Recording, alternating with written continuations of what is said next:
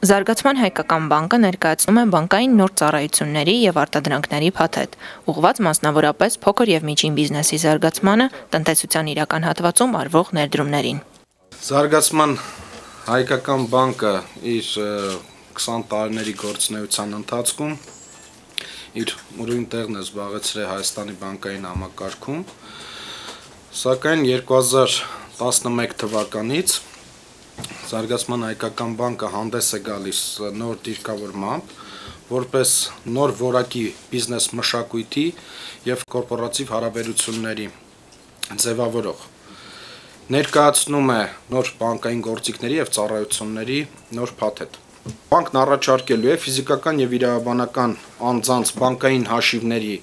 վրա բավականին բարձր տոկոսներ,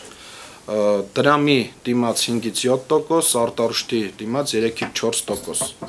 Ժամկետային ավանդների դիմաց բանկը նույնպես առաջարկում է աննախադեպ տոկոսադրույք 14%, այդ ավանդատեսակը կոչվում է ավանդ մաքսիմում։